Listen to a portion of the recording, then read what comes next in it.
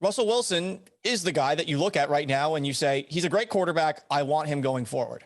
But over the past calendar year, something's wrong. And you could point to Brian Schottenheimer. You could point to Shane Waldron. You could point to Pete Carroll. You could point to the injury. Something's up.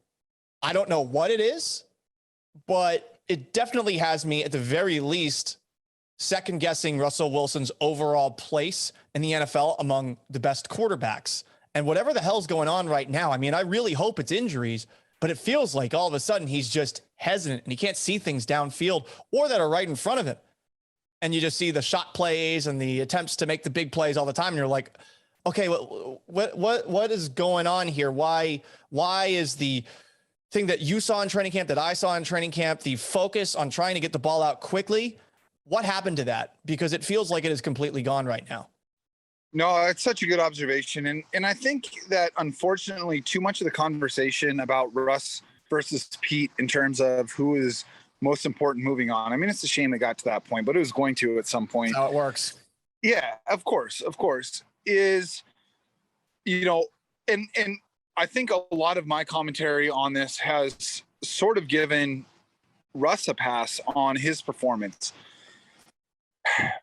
He is pressing. There's no question. This is a guy that is not used to being anything less than the absolute pinnacle of his profession.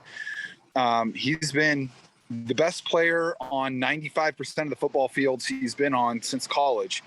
And to all of a sudden not be performing at that level has got to be really, really hard. Now, keep in mind, yes, he really struggled down the stretch last year. And I do think a lot of that falls on the offenses from a schematic, philosophical standpoint, their inability to counterpunch against single too high safety. But one thing that Russ does when things aren't clicking is he presses. And he's pressing right now. But he has been really, really bad the last 2 weeks. Easily the worst 2-week stretch of his career. But before he got hurt, he was the highest rated passer in the NFL. In fact, his passer rating was over 130 going into the game that he got injured, which is the highest, would be the highest in NFL history had it gone for a whole season. He had 11 touchdown passes versus 1 interception and was dealing. I mean, he was playing like peak Russell Wilson. It appears that he is not ready to be peak Russell Wilson physically. And we're just seeing it. He's throwing the ball like he's got a shotgun in his hands instead of the sniper rifle that we're used to. It's just sort of like it's going to go in this general direction, but it's lacking some of the pinpoint accuracy that has made him so incredible. I think the thing that's really tough is, and I'm glad you mentioned it, is the fact that they're not building in these quick passes, these bailout passes underneath. You look at the top offenses in the NFL, the top passing offenses in the NFL, there's a safety valve on almost every pass play. And for Russ, it's just whether it's him refusing to look for it or Shane Waldron and company not able to scheme check down passes into it, it's why we're seeing so many bad sacks on third down. But that brings me back to the whole offensive philosophy under Pete Carroll, which is to just move the ball little by little down the field. And doing that requires you to convert a lot of third downs. And the Seahawks have been really, really bad at third downs for 6 years now.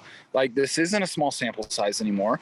It's not something that is Russell Wilson's MO, is to complete mid-range passes on 3rd and 7, 3rd and 5, all of that stuff. But the offense is predicated on it.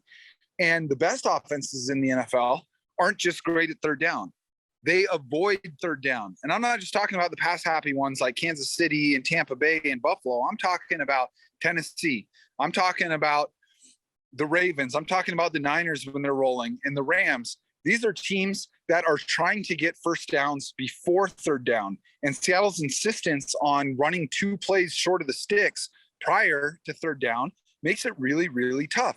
And that's how you end up with the lowest time of possession by like 3 minutes a game in the entire NFL. It's how you end up running the fewest plays in the NFL by a mile, because you are the best leverage a defense has on any given possession is third down. That is when the stakes are weighted in the defense's favor the most. I mean, the best third down teams every year are converting 45, 48% of those. So even the very best, the Chiefs and the Bills, the Ravens, they're still failing on third down more often than not, which is why they do everything they can to avoid third down. Seattle invites third down, and it's been killing them. Yeah. And without Chris Carson, you can't really give yourself those shorter situations. And it feels like they're not 100% sure that they want to even keep to the identity that they've had for the past decade, which is really weird. I mean, they're in, I think, a massive identity crisis. Rashad Penny goes out the first carry of the game. He looks good, but he's injured. Alex Collins, I like what I've seen out of him this year, but I know that he's not Chris Carson. And now that Chris Carson's done for the season, I don't know what they go back to, but I think you made a lot of good points there in that they do find themselves in these third and longs often. And when you have an offensive line that is, you got to give Russ a little bit more time. And it feels like he is seeing things slowly, and it's all adding up to a giant mess offensively. Here's something too that I think we both have to say. They're not going back to Geno Smith. They shouldn't go back to Geno Smith. Even if Geno Smith is a better option, any percentage of Russell Wilson, that gives you a better chance to win than Geno Smith every single Sunday. I have no issues with them turning to Russ. I have no issues with Russ getting back out there. Maybe the secession trailer and the miracle stories, all that stuff, I could have done without it. But, I mean, he has to be out there.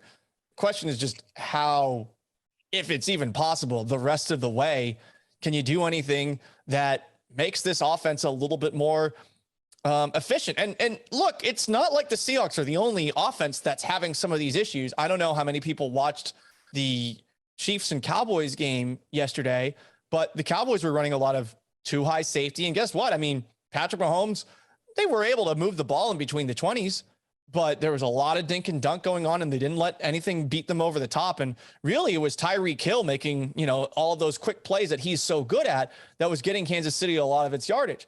Buffalo struggling. You just saw them lose. So, we obviously see the Seahawks every single week. We focus on the Seahawks more than any other team. This is a problem across the league for some of these more pass-heavy teams.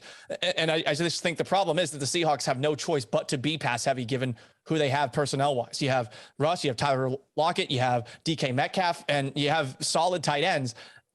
Otherwise, I don't know where you really can look at offensively and say, we can build with this, we can succeed with this.